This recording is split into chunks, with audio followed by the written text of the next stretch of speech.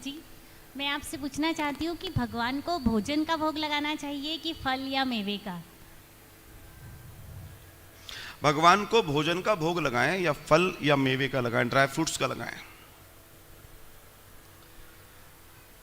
आपका अगर चौका शुचित है, जो कि आज की तारीख में 99.999% नहीं है, तो मैं तो हाथ जोड़ के कहता हूं कि उन्हीं के पास ड्राई फ्रूट का डब्बा रख दो, वही में से निकालो, वही को दो और वाय कहे खा लो भैया, आप तो बस ज्यादा क्या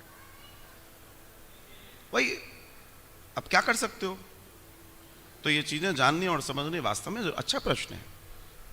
क्योंकि अगर मैं आपसे बात करूं, आप कहीं नहीं जी हमारे यहाँ तो बहुत साफ सफाई रहती है, मैं कहूंगा जो आपका फ्रिज है उसमें झूठा मीठा रखते हो कि नहीं रखते हो?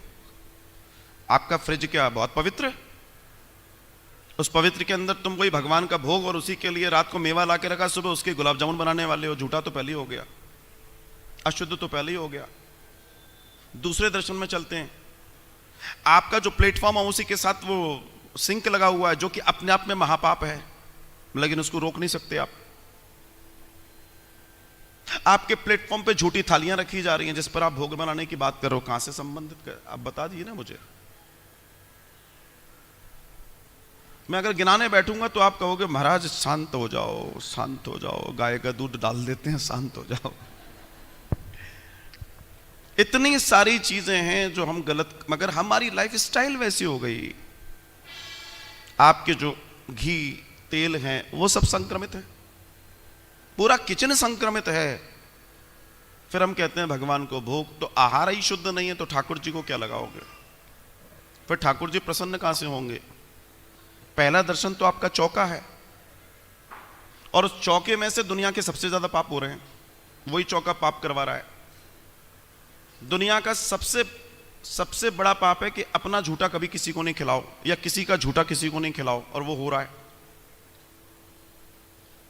ज्यादातर लोग कर रहे हैं, झूठन खिला रहे हैं।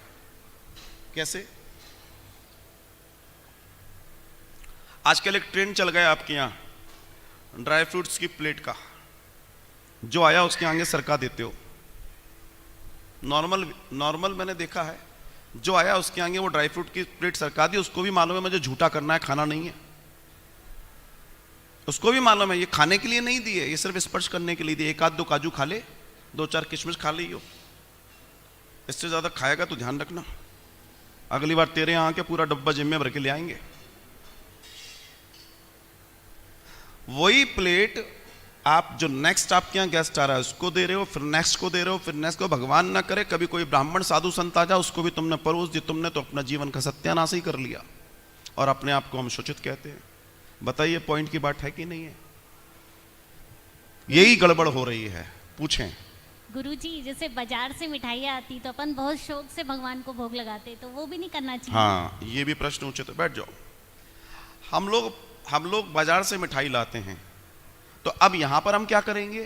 तो यहां पर जब हम बाजार से मिठाई या फल या ड्राई फ्रूट कुछ भी ला रहे हैं, वो कई सारी प्रोसेस से गुजरे हैं, लेकिन वो प्रोसेस वहीं तक सीमित है जिसने हमें, व्हेन वी पेड, जब हमने पेड कर दिया तो हम तो शुद्ध मन से ला रहे हैं, हमारा मन शुद्ध है, हम शुद्ध ही सोच कर ला रहे हैं। अब उसकी कोई अशुद्धि है तो उसका पाप वो पीछे वाला जाने, आपको दिक्कत नहीं है। इसलिए कई बार मिठाई वाले अपनी मिठाई नहीं खा पाते।